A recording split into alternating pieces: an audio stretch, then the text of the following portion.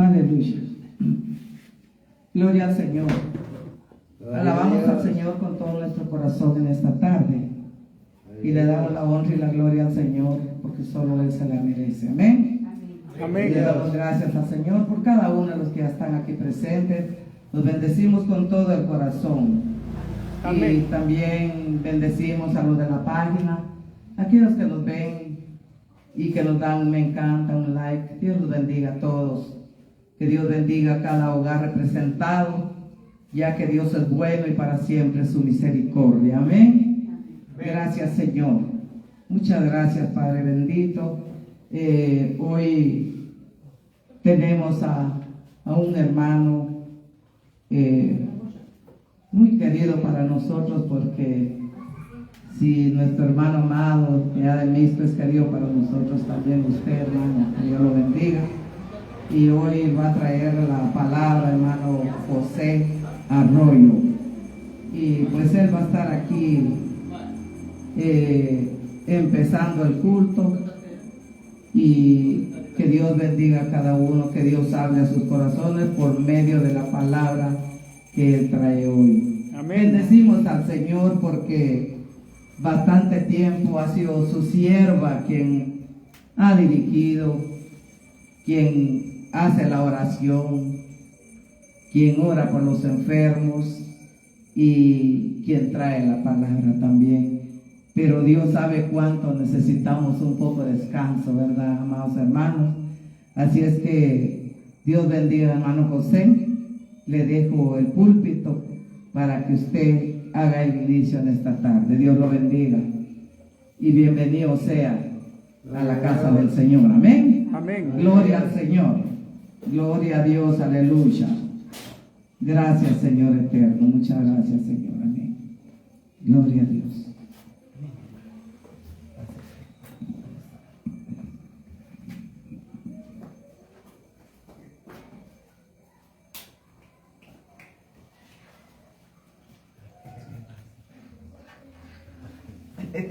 Ya dice, está bien. Ahí está. Ahí está. Amén. Amén, hermano.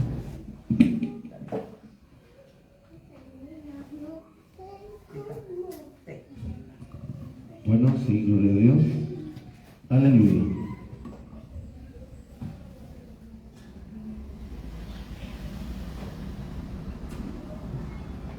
Aleluya, gloria a Dios.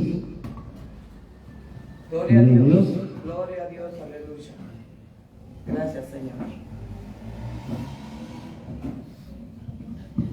Aleluya.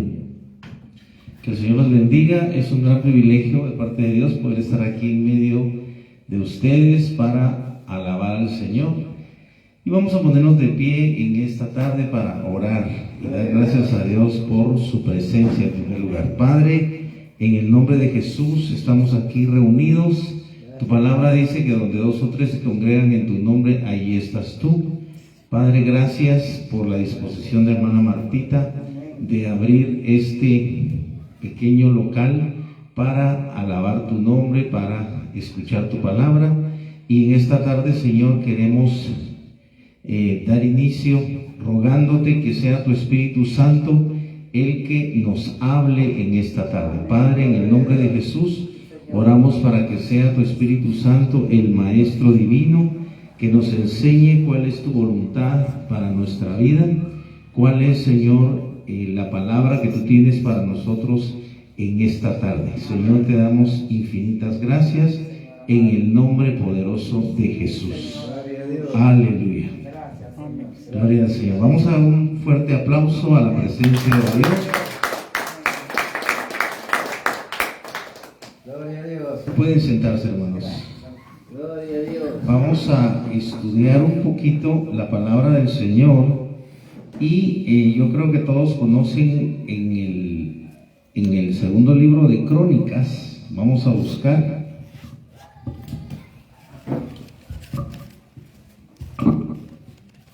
Segundo libro de Crónicas, capítulo 7 y verso 14. Gloria a Dios.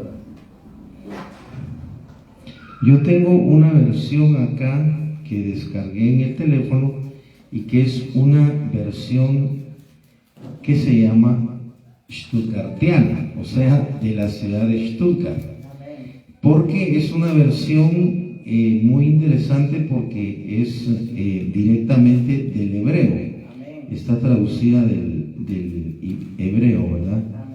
Entonces es una versión muy linda y esa es la que vamos a usar, pero es bastante parecida a la Reina Valera que todos conocemos. Ustedes se van a dar cuenta.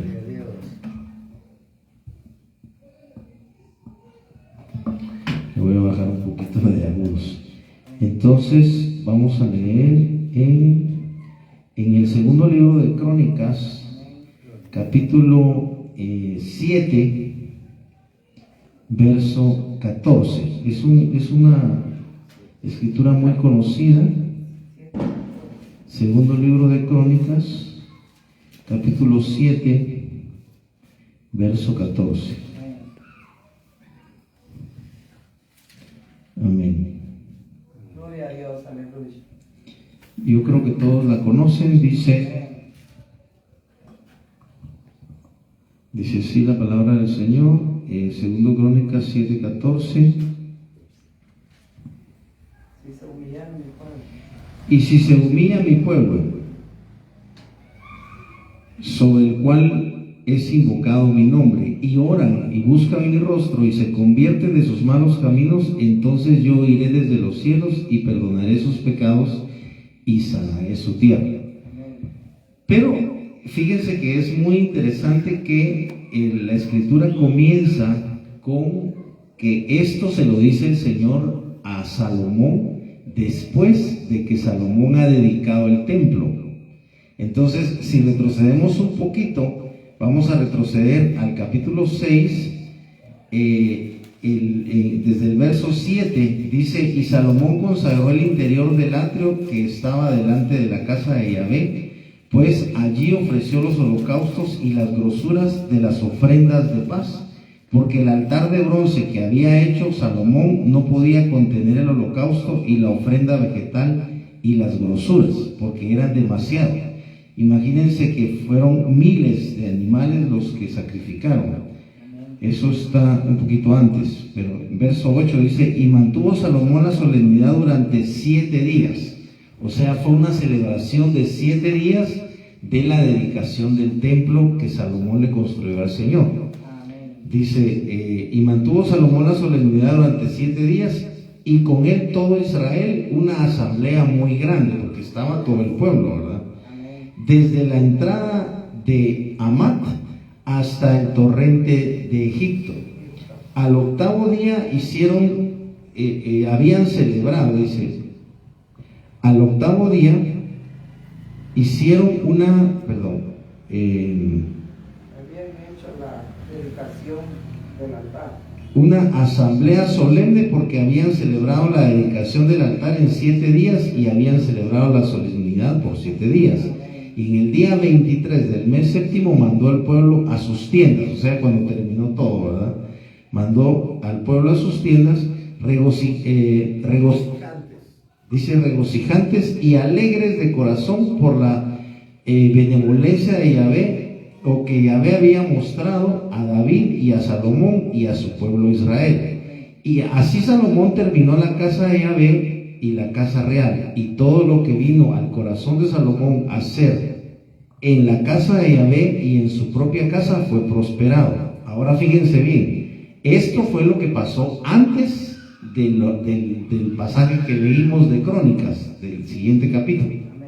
Y por la noche se apareció a Salomón y le dijo, esto es lo que le dijo el Señor a Salomón: he escuchado tu oración y he escogido para mí este lugar como casa de sacrificio. Ahora, verso 13: si yo cierro los cielos para que no haya lluvia, o si mando la langosta para devorar la tierra, o si envío pestilencia entre mi pueblo. O sea, esto es lo que hay antes. Ahora viene, dice: y se unía mi pueblo, sobre el cual es invocado mi nombre, y oran y buscan mi rostro, y se convierten de sus malos caminos, entonces yo oiré desde los cielos y perdonaré sus pecados y sanaré su tierra. O sea que el versículo que siempre hemos oído de Crónicas, ¿verdad? Que dice que si el pueblo de Dios ora, ¿verdad? Y es un versículo en el que podemos notar que Dios, en primer lugar, ha sido honrado por todo el pueblo, porque es el rey Salomón el que ha edificado el templo. Ustedes saben que el templo realmente fue la consumación de muchos ciclos como una transición que hubo entre el tabernáculo que Dios había pedido que se le construyera en el desierto. Dios le pidió a Moisés que construyera un tabernáculo, pero todo lo que había en el tabernáculo, que ustedes saben que el tabernáculo era una tienda que estaba dividida en 3 partes. Esto es importante porque actualmente la gente, hay personas que tal vez porque están empezando en el Evangelio, o personas que aunque ya tengan varios años de estar en el Evangelio, no se han detenido a estudiar la diferencia entre el tabernáculo y el templo, y la diferencia entre el culto del pueblo de Israel y el culto cristiano. Fíjense que no es lo mismo. O sea, el culto que tenemos nosotros actualmente, no solo en Guatemala, sino en todo el mundo, que también le llaman servicio, ¿verdad? Se le puede llamar de diferentes formas, es realmente un programa, ¿verdad? Es un programa en el que hay, pues cuando hay equipo de alabanza, cuando hay músicos, hay una parte que es dedicada a la música, ¿verdad? Del Señor. De hecho, aquí, si ustedes leen un poquito atrás, podríamos leer, porque hay algo muy, muy lindo. Vamos a retroceder ahí mismo, en el capítulo 6, les voy a decir dónde. Estamos en el capítulo 6, estamos en Crónicas, pero capítulo 6. Vamos a ver, les voy a decir en qué verso. Vamos a usar esta versión porque es más fácil.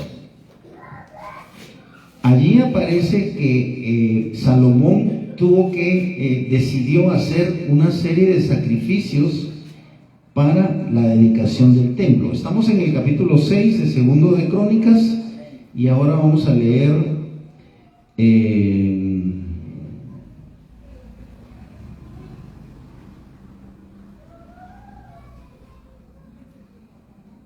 vamos a ver. Les voy a decir el verso.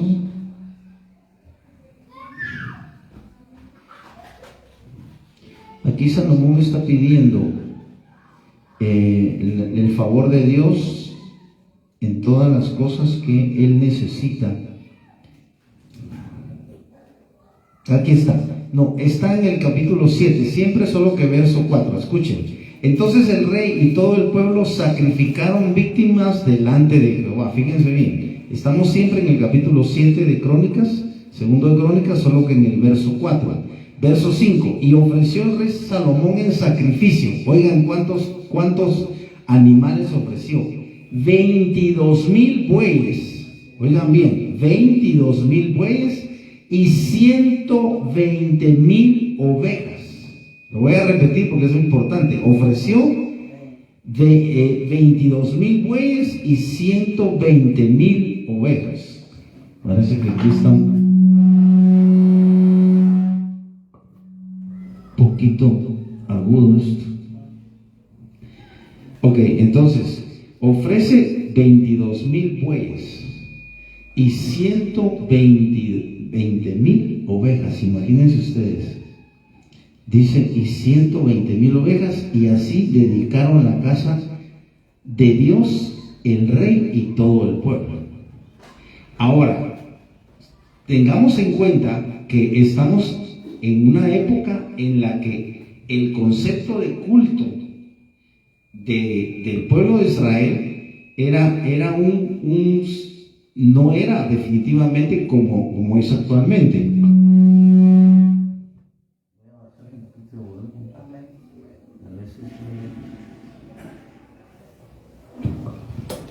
Bueno, sí, gloria a Dios. Entonces, en primer lugar, en el tabernáculo, que los que tienen claro cómo era el tabernáculo, era una tienda que estaba dividida en 3 partes, pero el tabernáculo no era para las personas. Ahora la iglesia o el templo sí es para las personas, ¿verdad? En ese tiempo el tabernáculo era para el sacrificio, ¿verdad? Entonces, eso es la primera gran diferencia que hay entre el tabernáculo y la iglesia actualmente, ¿verdad? Entonces, son completamente diferentes, son 2 cosas completamente diferentes, porque el templo de Salomón era exactamente igual que el tabernáculo, solo que había sido construido más grande, había sido construido como un edificio, pero con las mismas funciones. Más o menos, para darles un ejemplo, lo que pasaría con un centro de salud y un hospital, ¿verdad? Entonces, el centro de salud es una casa donde llegan médicos y obviamente atienden a los pacientes, pero es en pequeño. Pero el hospital es en grande, pero es lo mismo, solo que hay más médicos y puede haber más enfermos y hacen lo mismo, van a atender a los enfermos. Ahora, lo que tenemos que tener claro es que el tabernáculo no se levantó en función de la gente. Hay una gran diferencia. ¿Por qué? Porque cualquier templo o iglesia, ¿verdad?, o casa de oración se dedica para la gente, para que la gente llegue. Pero eso no pasó al principio. O sea, este concepto que tenemos nosotros ahora de iglesia es un concepto relativamente moderno. Yo creo que ustedes saben que la palabra iglesia incluso no es no es hebrea, es griega, y es una palabra que significa asamblea. Entonces, ¿qué significa iglesia? Asamblea. Mientras que el tabernáculo no es una asamblea. ¿Por qué? Porque el tabernáculo es un lugar. El tabernáculo es una tienda, es un lugar que no está en función del hombre, sino que está en función de Dios. Ahora, el templo, digamos, en este caso es una casa común y corriente, pero es para las personas. Ahora, la gran diferencia es que el concepto de iglesia ya es un concepto posterior a Cristo. Incluso cuando estaba el Señor en la tierra, cuando estaba Jesucristo en la tierra, Él no tenía en mente los templos. Porque si ustedes ven en los evangelios, se dan cuenta que Cristo nunca alquiló ningún local para hacer ningún culto, ningún servicio, ninguna reunión. ¿Dónde se reunía la gente con Cristo? Se reunía en la calle. Se reunía, por ejemplo, en el monte. Ustedes conocen el Sermón del Monte. ¿Por qué se llama el Sermón del Monte? Porque era un monte. O sea, ¿qué es un monte? Es un lugar que está un poquito levantado, ¿verdad?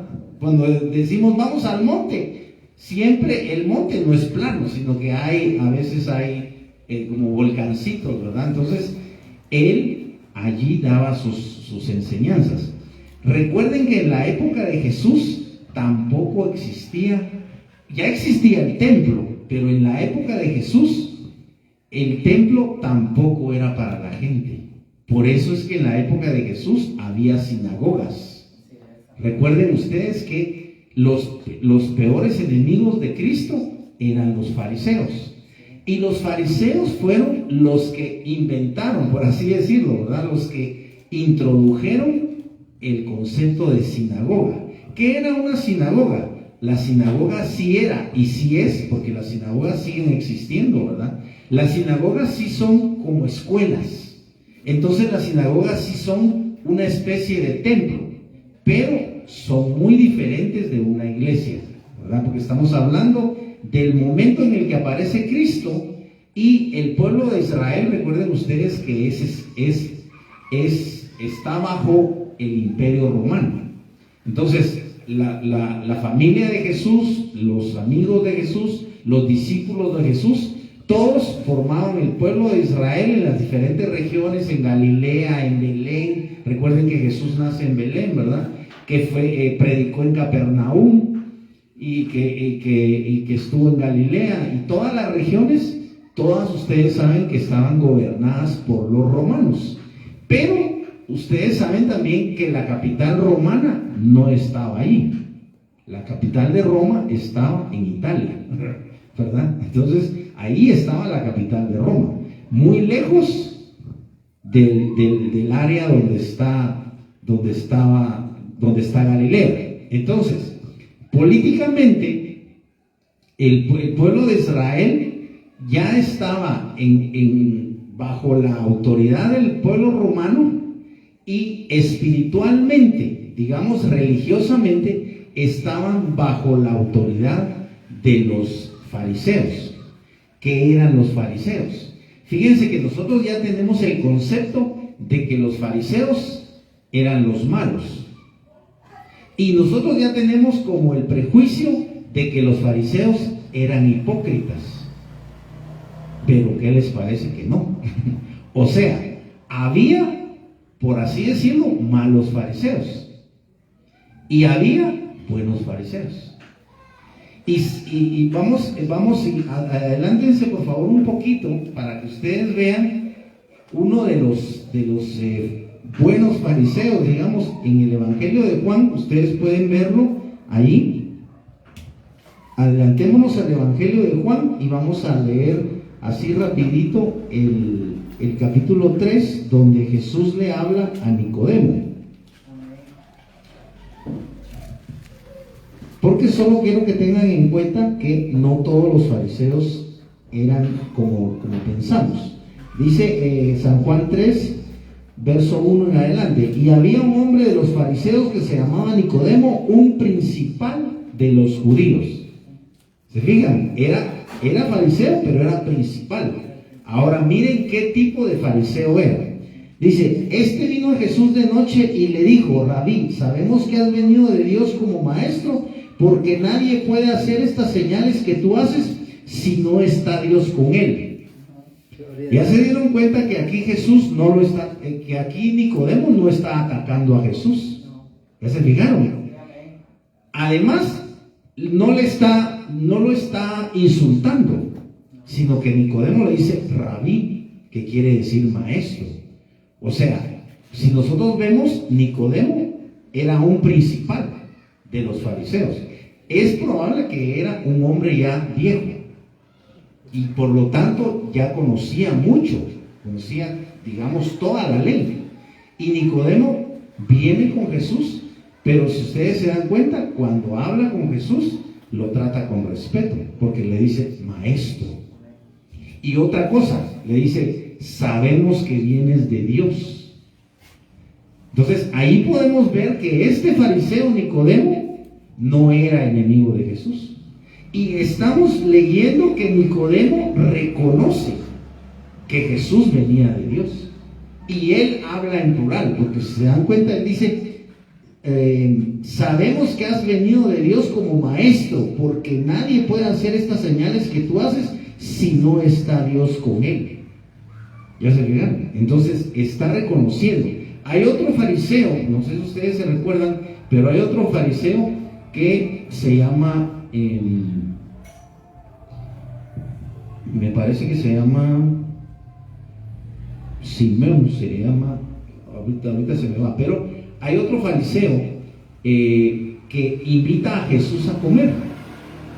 Y resulta que este fariseo invita a Jesús a comer, y como en ese tiempo parece ser que la gente no se sentaba como actualmente, sino que las mesas eran un poco más pequeñas, porque estamos hablando, ustedes saben, de hace 2000 años, y en toda la región de Galilea y todos esos lugares, ¿verdad?, de Israel.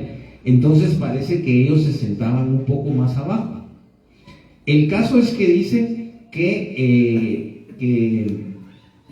una mujer, inmediatamente en cuanto Jesús se sentó a la mesa, llegó una mujer a tocar a Jesús porque empezó a llorar a los pies de Jesús.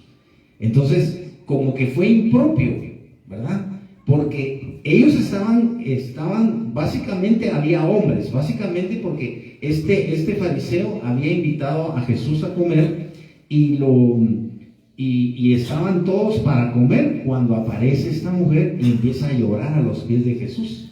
Pero no dice ninguna palabra, sino solo llora y dice que como las lágrimas caían a los pies de Jesús, entonces ella secaba las lágrimas con su propio pelo, pero había llevado también un perfume. El punto es que este otro fariseo si no era como Nicodemo. Este otro fariseo era diferente, porque él en su mente dijo, refiriéndose a Jesús, si fuera profeta, sabría que esta mujer que le está tocando es pecadora. No dice qué tipo de pecadora era, o sea, no se sabe si ella era prostituta, si ella había tenido varios maridos o varios esposos, como pasó recuerden ustedes, con la mujer con la que Jesús habla en Samaria, con la samaritana, ¿verdad? El caso es que él no lo dijo, sino que solamente lo pensó. Y es cuando Jesús habla con él y se acuerdan ustedes que le pregunta, mira, tengo una pregunta que hacerte. Y entonces el fariseo le dice, sí, maestro, dime. Y Jesús le dice, mira, había un hombre que tenía 2 deudores. Uno le debía 50 y otro le debía 500. Imagínense ustedes ahora que le deban ustedes a alguien $50, ¿no? Digamos que son como 400 quetzales. Pero hay diferencias si ustedes le deben a esa persona $500. Entonces ya son como 4,000 quetzales, ¿verdad? Entonces ya como que es bastante. Así que Jesús le dijo, entonces, como no tenían cómo pagarle, él perdonó a los 2 deudores. ¿Cuál crees tú o quién crees tú que está más agradecido? Y entonces el fariseo le dice, pues pienso, maestro, que aquel al que le perdonó más. Entonces viene Jesús y le dice, mira, cuando vine a tu casa, no me lavaste los pies. Sin embargo, esta mujer, desde que entré a tu casa, no ha dejado de llorar sobre mis pies y los ha estado enjugando con sus cabellos. Cuando vine a tu casa, no me diste beso, le dice Jesús. O sea que en esa época, en esa cultura, porque nosotros obviamente tenemos nuestra cultura guatemalteca, obviamente, y si ustedes se dan cuenta, entre los guatemaltecos es normal que las hermanas o que las mujeres se saluden de besos. Y también es normal que, por ejemplo, los hijos le den un beso a su mamá y la mamá les da un beso a su hijo, ¿verdad? Pero entre los hombres, la cultura guatemalteca no está acostumbrada a besarse, ¿verdad? Porque en Guatemala es mal visto. Sin embargo, en otros países, en otras culturas, los hombres se besan en la mejilla, porque es parte del saludo. Entonces, lo que quiero decir es que en ese momento en que estaba Jesús ahí, Jesús le dice al fariseo, cuando vine no me diste beso. O sea que en esa época los hombres también se saludaban con un beso, por supuesto que en la mejilla, ¿verdad? Yo creo que ustedes saben que los argentinos se besan mucho y saben que también los italianos se besan mucho. Digamos, en Francia también los franceses se saludan con besos, aunque sea entre hombres, porque besarse entre hombre y mujer pues no hay problema, ¿verdad? Si son hermanos o son primos o son sobrino y tío, no hay problema. Pero el problema es que en Guatemala eso no se hace. Sin embargo, en esa época sí. Entonces Jesús le dice, no me diste beso, sin embargo, esta no ha dejado de besar mis pies. Entonces le dice, por lo cual te digo que al que poco se le perdona, poco ama. pero al que mucho se le perdona, mucho ama. Entonces, esto es solamente porque estamos realmente en el tema es un tema un poco complejo, ¿verdad? Y además es un tema un poco extenso, que no va a haber tiempo de terminarlo, ¿verdad? Porque nosotros estamos y para esto vamos a ir a la epístola, por favor, adelántense ahí a la epístola de Pedro, porque así tenemos el concepto que quiero transmitirles acerca de la diferencia entre el templo de Salomón, que era un edificio, y lo que ahora es el templo espiritual. Vamos a ir a la primera epístola de Pedro. Está al principio, la epístola de Pedro, ahorita les doy el capítulo, está en el capítulo 2. Amén. Sí, primera epístola de Pedro, capítulo 2, desde el verso 4 dice: acercándoos a él piedra viva, está hablando de Jesús, ¿verdad? Dice: acercándoos a él piedra viva, desechada ciertamente por los hombres, mas para Dios escogida y preciosa. Fíjense que está hablando de Cristo. Si quieren pueden retroceder un poquito. Dice en el capítulo 2, desde el verso 1, dice: desechando pues toda malicia, todo engaño, hipocresía, envidias y todas las detracciones, desead como niños recién nacidos la leche espiritual no adulterada, para que por ella crezcáis para salvación, si es que habéis gustado la benignidad del Señor. Ahora dice: acercándoos a Él, se refiere acercándose a Dios o acercándose a Cristo. Vamos a ver, si retroceden en el capítulo 1 y verso 20, dice 18, oigan lo que dice el 1:18: sabiendo que fuisteis rescatados de vuestra vana manera de vivir, la cual recibisteis de vuestros padres, no con cosas corruptibles como oro o plata, sino con la sangre preciosa de Cristo, como de un cordero sin mancha y sin contaminación, ya destinado desde antes de la fundación del mundo, pero manifestado en los postreros tiempos por amor de vosotros, y mediante el cual, fíjense bien, mediante Cristo, mediante el cual creéis en Dios, quien le resucitó de los muertos y le ha dado gloria, para que vuestra fe y esperanza sean en Dios. Verso 22: habiendo purificado vuestras almas por la obediencia a la verdad, mediante el Espíritu, para el amor fraternal no fingido, amaos unos a otros entrañablemente de corazón puro. Verso 23: siendo renacidos no de simiente corruptible, sino de incorruptible, por la palabra de Dios que vive y permanece para siempre. Verso 24: porque toda carne es como hierba, y toda la gloria del hombre como flor de hierba. La hierba se seca y la flor se cae, mas la palabra del Señor permanece para siempre. Y esta es la palabra que por el Evangelio os ha sido anunciada. Y entonces, cuando pasamos al verso 4 del capítulo 2, dice: acercándoos a él piedra viva, desechada ciertamente por los hombres, mas para Dios escogida y preciosa. Aquí está hablando específicamente de Cristo, ¿ok? Porque el mismo apóstol Pablo habla de el fundamento. Recuerden que dice que no hay otro fundamento sino el que ha sido dado o el que ha sido puesto por Dios, el cual es Jesucristo. Pero como Pablo está hablando de que él es el perito arquitecto, fíjense cómo tiene esto relación, porque empezamos a hablar del templo de Salomón. Un templo es una construcción.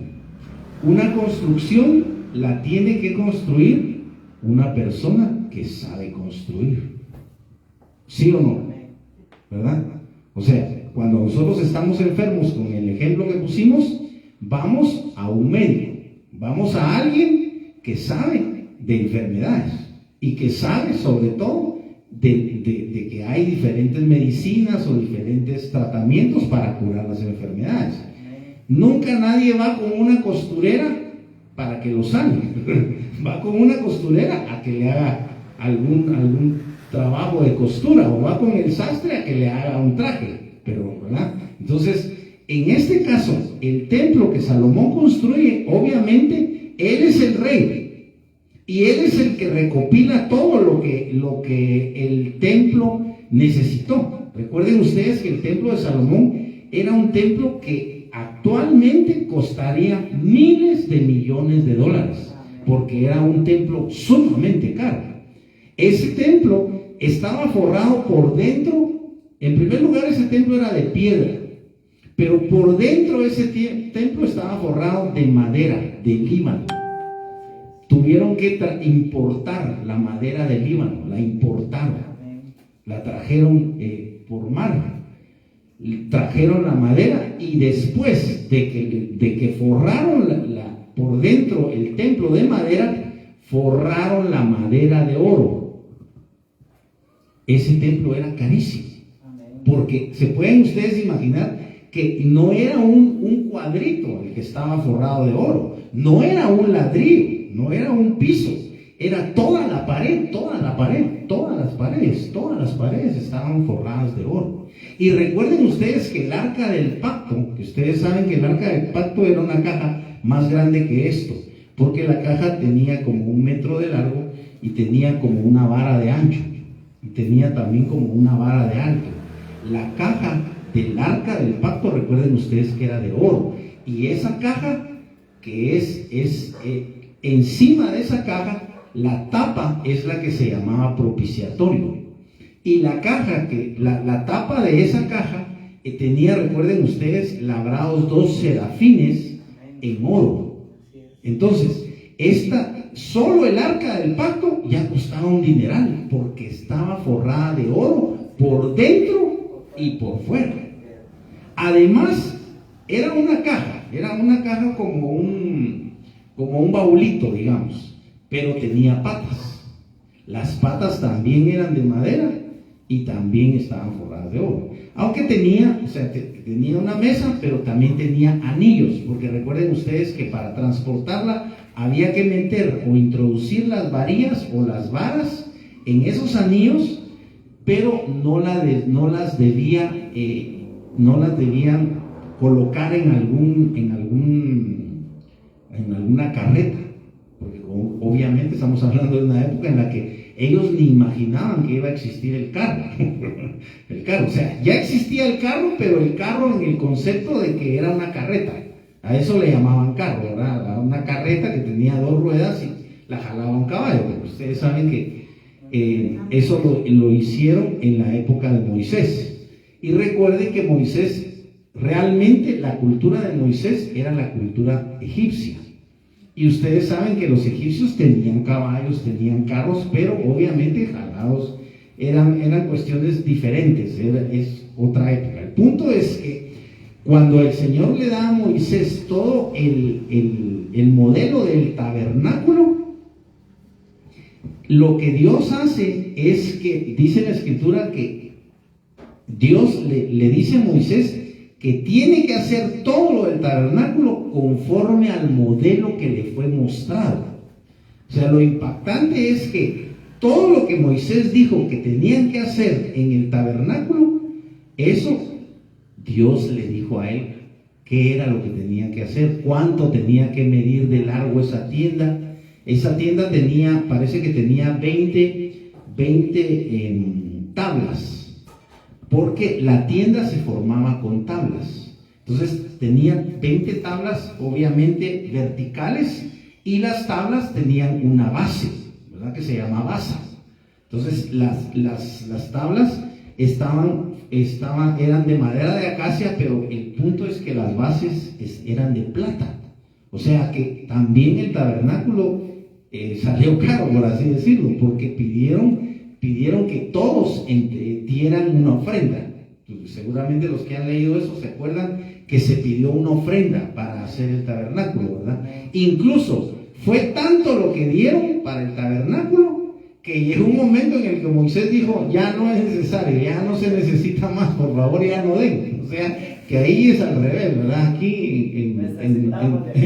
Aquí siempre que piden ofrenda nunca es suficiente, ¿verdad? Pero ahí sí, o sea, llegó un momento en el que dijeron, ya no se necesita. Ese tabernáculo, Dios se lo dio a Moisés y le dijo que lo construyera, pero ese tabernáculo, eso es lo que yo quiero que ustedes tengan en esta tarde, pues los que ya lo saben, ¿verdad? Pero que ustedes tengan claro en su corazón que ese tabernáculo estaba edificado en función de Dios. Amén. Así es. Ahora, ¿cuál era el objetivo de ese tabernáculo? Entonces, en primer lugar, ese no era para las personas. Todos los del pueblo de Israel, como estaban en el desierto, habitaban en tiendas. Por eso es que ellos habitaban en tiendas.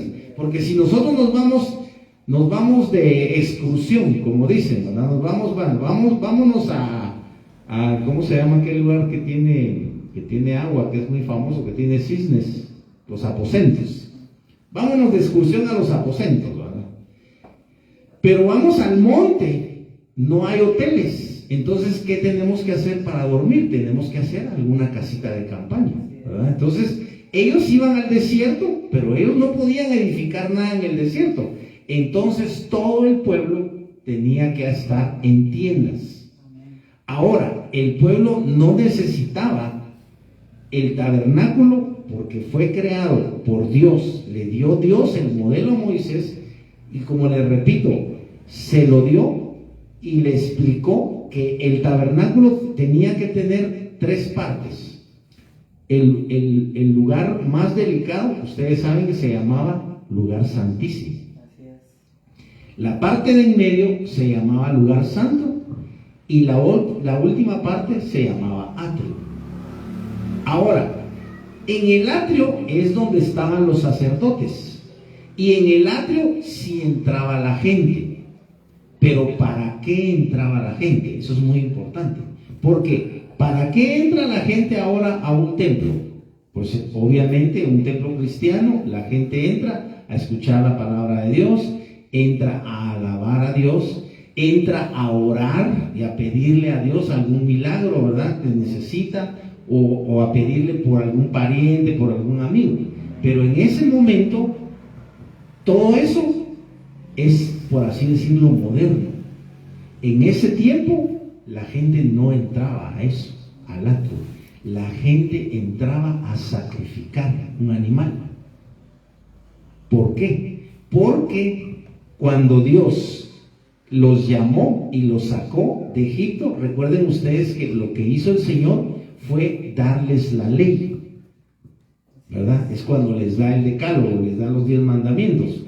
Y el interés de Dios era, lo dice la Escritura, el interés de Dios es habitar con el pueblo. Dios quería habitar con el hombre. Pero el problema de nosotros, porque los judíos, igual que nosotros, tenemos el problema del pecado. Entonces, el problema es que para que podamos tener comunión con Dios, tenía que ser quitado el pecado. Tenía que ser quitado. Y en ese momento, cuando Dios le da a Moisés el modelo del tabernáculo y le explica todo lo que el tabernáculo tiene que tener, en la parte del atrio, ustedes recuerdan que allí estaba el altar del sacrificio. ¿Para qué era el altar del sacrificio? Obviamente, para sacrificar animales. Ahora, ¿para qué había que sacrificar animales? Porque el animal era el que en ese tiempo, recuerden que estamos hablando de la época de Moisés, y recuerden ustedes, tal vez no lo sabían algunos, pero Moisés vive más o menos 1450 años antes de Cristo. Entonces estamos hablando de 3450 años hace 3500 años que esto vino al hombre. Pero fíjense bien, qué interesante, porque ustedes recuerdan que el Señor toma al pueblo de Israel, que era su pueblo, y lo saca de Egipto a través de las plagas. Pero no sé si recuerdan que desde el principio Dios le dice a Moisés cuál es el propósito de que ellos tienen que salir de Egipto. Y les dice que lo que tienen que hacer es ir al desierto a celebrarle una fiesta. O sea, hay varios propósitos, porque les dice que tienen que sacrificarle, porque cuando Moisés llega ante el faraón, le dice, mira, dice Dios, nuestro Dios, ¿verdad? Porque el pueblo de Egipto tenía otros dioses, ustedes lo saben. Entonces Moisés le dice a faraón, dice nuestro Dios, que nos dejes ir porque tenemos que ofrecer sacrificio. Y es cuando ustedes saben que comienza el conflicto de las plagas, el faraón no los deja ir, viene la primera plaga, la segunda y así, hasta la 10ª plaga, que ustedes saben que es la muerte de los primogénitos, entonces los dejan libres. El problema es que si ustedes se dan cuenta, el pueblo de Israel, que eran los hijos de los, ¿cómo decirles? Estaba, ustedes saben, Abraham, después Isaac, después Jacob. De Jacob nacen 12 hijos, y de esos 12 hijos, si ustedes leen en el Génesis, leen la historia de los hijos de Jacob, se van a dar cuenta y tal vez se van a asustar de que estos, por lo menos 10 de los hijos de Jacob, no eran santos. O sea, ¿qué quiero decirles?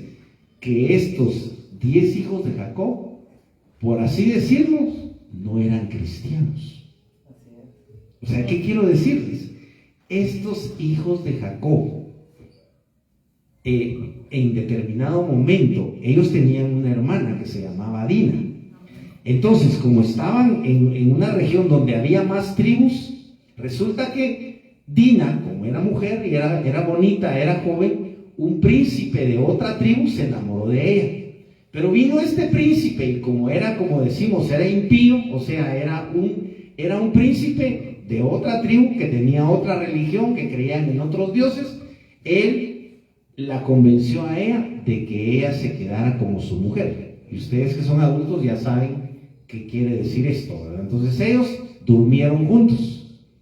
Cuando ya habían dormido, entonces el príncipe les dijo a su papá que por favor le fuera a pedir la mano de Dina al papá de Dina, que era Jacob. Y entonces eso fue lo que hizo el papá. Le dijo, fue con su consuegro, ¿verdad? Porque eso pasa, ¿verdad? Jacob era el consuegro de este personaje. ¿Y qué les parece? Que los hijos de Jacob engañaron a este pueblo, a esta tribu, porque les dijeron, ¿saben qué? Para que podamos entrar en parentesco, o sea, para que nosotros les demos a nuestra hermana por esposa del príncipe, ustedes se tienen que circuncidar, ¿verdad? Porque para ellos ya se había establecido la circuncisión. El punto es que los otros lo creyeron y se circuncidaron. Y dice que cuando ellos estaban, como ustedes se podrán imaginar, que es una época en la que no hay herramientas médicas como actualmente, ¿verdad? O sea, no había bisturí, no había, ¿cómo se llama lo que lo duermen a uno? Anestesia, no había anestesia. O sea, ellos se circuncidaron, y lo terrible es que los 10 hijos de Jacob mataron a todos los hombres. Entonces, estamos hablando de que si yo tengo 10 hijos y mis hijos hacen una matanza, ¿qué son? No son cristianos. No es gente que ame a sus semejantes. Son asesinos. Entonces, lo que quiero hacer verles es que este era el origen del pueblo de Israel. O sea, ¿qué era el pueblo de Israel? El pueblo de Israel eran personas exactamente como nosotros, hermanos. Nosotros somos, la Biblia dice que lo vil del mundo escogió Dios. O sea, también la Biblia dice no hay justo ni aun uno. Lo que quiero decir es que Dios elige a un pueblo, pero no porque ese pueblo esté formado por buenas personas, porque dice la Biblia que no hay justo ni aún uno. Entonces, lo que quiero decir es que el pueblo de Israel es exactamente igual que el pueblo de Guatemala. Es exactamente igual de como nosotros éramos antes de ser cristianos. Ahora que somos cristianos, tal vez ya somos amorosos, pero antes de ser cristianos, tal vez no éramos amorosos, ¿verdad? Antes de ser cristianos, hay gente que sí era asesina, había ladrones. Ahora en las iglesias hay pastores que fueron drogadictos. Yo, por ejemplo, fui drogadicto. Hay pastores que fueron tal vez narcotraficantes, ¿verdad? Que vendían droga. Hay pastores que fueron mareros. Entonces, el pueblo de Israel, sencillamente ustedes se dan cuenta que eran personas comunes y corrientes y que estaban inclinados al mal. Y ustedes saben que frecuentemente el pueblo de Israel siempre vivía exigiendo y vivía criticando a Moisés. Recuerden ustedes que en muchas ocasiones le dicen a Moisés: ¿para qué nos trajiste a este desierto? ¿Recuerdan ustedes? Que el pueblo de Israel continuamente le decía a Moisés: ¿para qué nos trajiste a este desierto para matarnos de hambre? O sea, siempre se vivían quejando. ¿Por qué? Porque el pueblo de Israel no fue un pueblo ejemplar. Y la prueba de eso es que ustedes saben que la travesía que ellos tenían que atravesar para llegar desde Egipto a la tierra prometida era solamente de 11 días. Y resultó que se les alargó, a ver, ¿quién sabe cuántos años? 40 años, hermanos. ¿Por qué fue que ellos tuvieron que caminar 40 años en lugar de 11 días? Por la desobediencia. Entonces, esto es muy importante porque tenemos el tabernáculo, y vamos a ir terminando. Tenemos el tabernáculo que era para hacer sacrificios.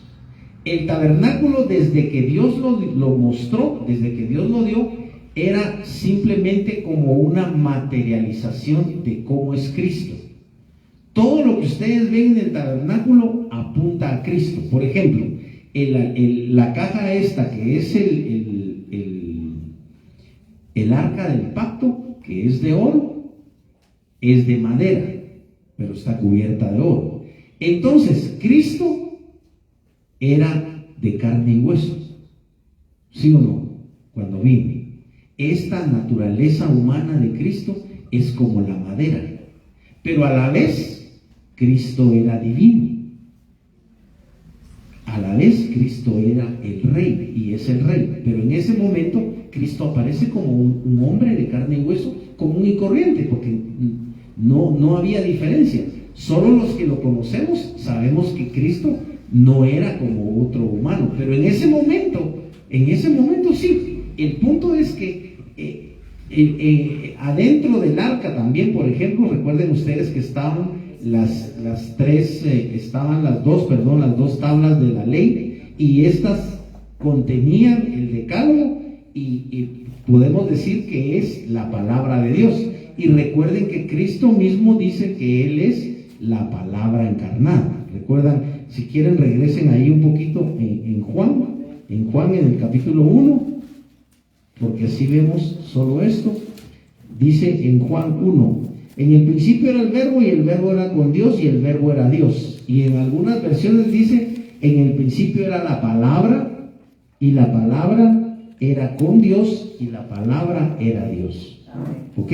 Entonces, Cristo es el verbo de Dios, y ese verbo está simbolizado en el arca del pacto, está simbolizado por las tablas de la ley. Pero ¿qué era lo que había además dentro del arca del pacto? Dentro del arca del pacto estaba una muestra del maná. ¿Y para qué era el maná? El maná era una comida, pero dice que era como cilantro, o sea que el maná era vegetal. Lo que Dios les dio a ellos para comer, ese maná que les dio a comer, era vegetal. Y recuerden ustedes que ellos no querían eso. Ellos pidieron carne y Dios les dio codornices. Pero el punto es que adentro del arca había una muestra del maná. Y ese maná era como cilantro, o sea, era vegetal. Y Cristo es el maná del cielo. Por eso todo lo del arca, ustedes se dan cuenta que nos lleva a Cristo. El arca del pacto es de madera y es de oro. Entonces es una como símbolo de Cristo. Lo que hay adentro del arca del pacto es la ley, es las tablas de la ley, y está el maná, que también es tipo de Cristo. La ley también es tipo de la palabra de Dios, que también es Cristo, porque Cristo es el verbo, lo estamos leyendo, Él es el verbo. Y también estaba la vara de Aarón que reverdeció, y esa vara es la que simboliza el sacerdocio, la tribu que es sacerdotal. Pero después de eso, y yéndonos para terminar en esta parte del tabernáculo, vemos que lo principal, por así decirlo, después del arca, era el sacrificio. El sacrificio era para cubrir los pecados. Y obviamente el objeto de cubrir los pecados era de que ya Dios podía tener relación con todo el pueblo, porque el pueblo reconocía su pecado, llevaba a su víctima y era hecho el sacrificio. Por eso aquí cuando el rey Salomón hace la dedicación del templo, él sacrifica. Imagínense, ya leímos que sacrificó 22,000 bueyes. ¿Y cuántas 122,000 ovejas? O sea, ¿por qué sacrificó todo eso? Porque él estaba consciente de la importancia de que él debía sacrificar por todo el pueblo. Ahora que ya eso pues, es de hace muchos siglos, ahora que viene Cristo, nosotros sabemos que esa sangre preciosa que Cristo derrama es la que nos limpia de pecado. Y entonces vamos a terminar solamente vamos a volver a la epístola de Pedro. Por favor, adelántense otra vez allí, a la epístola de Pedro, y vamos a terminar con lo que ahora en nuestro tiempo es el templo. El templo realmente ya no es para nada una construcción, digamos, sea una bodega o sea como este local, ¿verdad? Sino que el templo, vamos a ver aquí qué es ahora. Estamos en la epístola de Pedro, capítulo 2, dice verso 5: vosotros también como piedras vivas, sed edificados como casa espiritual y sacerdocio santo, para ofrecer sacrificios espirituales aceptables a Dios por medio de Jesucristo. Amén. O sea, vamos a volver a repetir, ¿qué es ahora el templo? Miren bien, dice, vosotros también como piedras vivas. ¿De qué se construye un templo? ¿De piedras o de bloques? En el caso de la iglesia de Cristo, ahora cualquier local, cualquier bodega, cualquier casa o templo no es realmente, ustedes saben, lo que a Dios le interesa ahora es cada uno de nosotros, porque cada uno de nosotros es, aquí dice, una piedra viva. Dice, vosotros también como piedras vivas, sed edificados como casa espiritual y sacerdocio santo. Pero ¿cuál es el objetivo? Aquí está el objetivo: para ofrecer sacrificios espirituales aceptables a Dios por medio de Jesucristo. Amén. Entonces, cuando entendemos que nosotros, cada uno de nosotros somos una piedra, y cuando esas piedras se unen, forman la casa espiritual, que dice allí que es casa espiritual para ofrecer sacrificios aceptables a Dios por medio de Jesucristo. Amén. Entonces, esto es realmente, por así decirlo, la maravilla de que gracias a Cristo, después del sacrificio de Cristo, entonces ya nosotros ya no necesitamos ni de un templo, ni de un local, realmente, ni de una iglesia, entre comillas, ¿verdad? Porque tenemos el concepto de que iglesia es el local, ¿verdad? Es la construcción, pero la iglesia es, ya sabemos, las personas, y cada uno de nosotros es una piedra viva. Ahora solo termino con esto. ¿Cuál es el objetivo de entender esto? Que dice que somos edificados como casa espiritual y sacerdocio santo para ofrecer, o sea, hay un propósito, para ofrecer sacrificios espirituales aceptables a Dios por medio de Jesucristo. Entonces, solo tenemos que tener claro cuáles sacrificios serán esos. Ya no son sacrificios de animales. ¿Por qué? Porque Cristo es el Cordero de Dios. Recuerden ustedes, Cristo es el Cordero de Dios que quita el pecado del mundo. Y en una palabra, Cristo es el Cordero de Dios que quita tu pecado, que quita mi pecado, que quita el pecado de la hermana, el pecado de cada uno de nosotros. Amén. Entonces, ya fue sacrificado el Cordero, entonces ya fue provista la sangre, que es la que nos redime, y esa sangre, dice la Biblia, que nos santifica. Entonces, la sangre de Cristo es tan importante que no solo nos limpia, sino nos santifica. Entonces, en el momento en el que nosotros vamos a Cristo, Dios nos perdona, y ustedes saben que Dios no simplemente, nosotros vamos a Dios y le pedimos perdón, pero Él no simplemente nos da un perdón de palabra. Eso lo hacemos entre los hombres, ¿verdad? Digamos que si a la hermana su hija la ofende, luego viene su hija y le dice: mamá, perdóname, mira, no sé qué me pasó, te defendí, discúlpame, y ella, como es la mamá y la quiere también, la perdona. Pero eso es solo de palabra. Con Dios, cuando nosotros venimos y le pedimos perdón a Dios, Dios nos da a Cristo. Amén. O sea, Dios nos da su Hijo mismo. Por eso es que al entrar en esa relación maravillosa que tenemos con Dios, lo hacemos porque está Cristo en medio, y es la sangre de Cristo, amén, la que nos limpia de pecado, también la que nos santifica. Pero después de eso, cuando nosotros ya hemos sido perdonados, ya hemos sido limpios y santificados por la sangre de Cristo, entonces, y nos reunimos, nosotros somos las piedras vivas que formamos, dice, una casa para morada de Dios. Lo dice más adelante, morada de Dios en el Espíritu, pero aquí dice que es para ofrecer sacrificios espirituales. Bien, vamos a terminar, solo vamos a ponernos de pie para pensar en qué sacrificios espirituales son los que podemos ofrecer a Dios. Gloria a Dios. Podemos ofrecer a Dios, en primer lugar, dice que debemos presentarnos nosotros como sacrificio vivo. O sea que el primer sacrificio que nosotros debemos presentar es nuestra propia vida. Nosotros ya no tenemos que traer ningún animal, no tenemos que pensar siquiera en el dinero, sino que tenemos que pensar que nosotros mismos, nuestra propia vida, es el sacrificio que vamos a darle a Dios.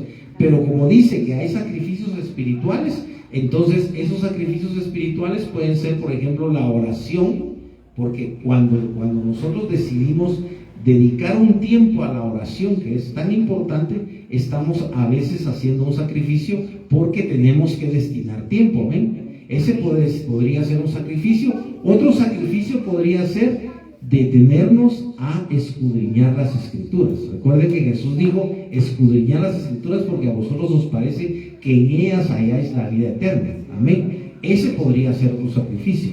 El que podamos escudriñar las Escrituras, que nos tomemos el tiempo de leerla, que nos tomemos el tiempo de meditar y también de consultar con el Señor qué es lo que quiere decir determinado pasaje si no lo entendemos. Amén. Entonces, esos sacrificios son específicamente, y otro sacrificio obviamente sería la alabanza, ¿verdad? Cuando nosotros, si no tenemos un equipo de alabanza, no tenemos músicos en la iglesia, nosotros podemos en nuestra casa, podemos buscar música cristiana y ponernos a alabar al Señor, amén, con esa música que ha sido inspirada y que es la música que se ha compuesto para Dios, amén. Vamos a dar gracias en esta tarde. Padre, te damos infinitas gracias por tu palabra, Señor, que en este lugar pueda haber personas llenas, Señor, de tu presencia. Señor, estamos orando para que tú visites este lugar, Señor, esta casa que se ha abierto para que tú vengas y nos visites. Padre, en el nombre de Jesús estamos poniendo en tus manos todas las necesidades que hay acá, Señor. Sobre todo estamos poniendo en tus manos, Señor, la provisión de un local.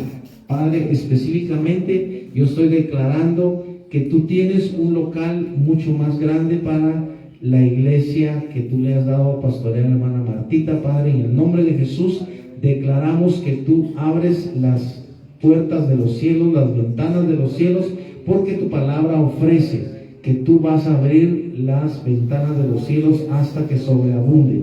Señor, en el nombre de Jesús, mi hermana levanta sus manos proféticamente, recibiendo de parte de ti un local grande, Señor, un local para que sea específicamente para la predicación de tu palabra, Señor. En el nombre de Jesús, todos declaramos que tú eres el dueño del oro y de la plata, y tú eres el dueño de la tierra, Señor. Y tú sabes la necesidad que hay en Santa Catarina Pinula, de que se conozca tu palabra, de que se conozca, Señor, a Jesucristo, y la importancia que hay de predicar el Evangelio. Padre, en el nombre de Jesús, oramos para que sean abiertas las ventanas de los cielos hasta que sobreabunde. Padre, en el nombre de Jesús, provee a mi hermana de un local para que tu palabra pueda llegar a más personas. Padre, en el nombre de Jesús, que allí donde están los televidentes y que donde están todos aquellos que se conectan a la página de Facebook de esta iglesia, Padre, que ellos puedan tener un encuentro con Jesucristo. Padre, en el nombre poderoso de Jesús, enviamos una palabra de salvación, una palabra de vida, una palabra de sanidad, Señor, para todos aquellos que están allí en casa, están conectados a la página de Facebook, viendo y escuchando estas predicaciones. Padre, que tu palabra llegue con poder allí a sus hogares, Señor. Oramos por todos aquellos que están enfermos en casa y que necesitan, Señor, de un milagro. En el nombre poderoso de Jesús, tu palabra dice que si 2 o 3 de nosotros nos ponemos de acuerdo en algo que pidamos en el nombre de Jesús, será hecho, Padre. Y en esta tarde nosotros nos ponemos de acuerdo para que ocurran milagros de sanidad divina allí en el hogar de mis hermanos, de todos aquellos que están viendo este programa en Facebook. Padre, en el nombre poderoso de Jesús, sobre todo oramos para que haya salvación en la vida de mis hermanos, en la vida de los amigos, en la vida de los televidentes, en la vida de los que simpatizan con tu evangelio y que simpatizan con esta iglesia. Padre, en el nombre poderoso de Jesús, declaramos que tu palabra tiene poder, que hay salvación, sanidad y bendición en Jesucristo. Padre, te damos infinitas gracias por tu palabra y declaramos una bendición abundante de parte tuya sobre este ministerio. Padre, en el nombre poderoso de Jesús, lo declaramos y te damos gracias. Amén y amén. Gloria a Dios.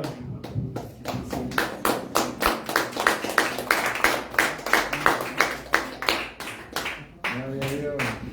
Vamos a pedir por hermana Julita porque ella dice que va a ser operada, entonces la vamos a operar mañana, vamos a interceder. Padre, en esta tarde estamos rogándote que tú pongas tu mano divina de sanidad sobre hermana Julita. Padre, que tú obres utilizando a los médicos, Padre, para que esta operación sea un éxito y nuestra hermana Julita pueda ver tus maravillas, Señor. Padre, oramos para que tú estés con ella, fortaleciéndola, consolándola, y que ella sobre todo sea una mujer de fe, que confíe plenamente que su vida está en tus manos y que tú te vas a encargar de que esa operación sea un éxito y de que los médicos puedan librarla de esa enfermedad. Padre, también oramos para que tú proveas de todas las medicinas, de todos los suministros, y oramos para que tú proveas del dinero que se va a necesitar para pagar esa operación. Padre, desde ya te damos gracias. En el nombre poderoso de Jesús declaramos un milagro de sanidad divina en el cuerpo de hermana Julita, Padre, y declaramos que hemos puesto nuestra mirada y nuestra fe en Jesucristo, el autor y consumador de la fe. Y tu palabra dice que no seremos avergonzados. Tu palabra dice: bienaventurados los que confían en Jehová. Y nosotros hemos confiado y confiamos en ti y seguiremos confiando, Padre, en el nombre de Jesús. Dale fe a mi hermana Julita para que ella esté confiada en ti, que tú eres su Salvador, tú eres su sanador y tú la vas a restaurar, Señor. En el nombre de Jesús, tú le vas a fortalecer y vas a obrar para que esa operación sea un éxito y ella pueda superar esa enfermedad. Padre, te damos infinitas gracias en el nombre de Jesús. Aleluya. Amén y amén.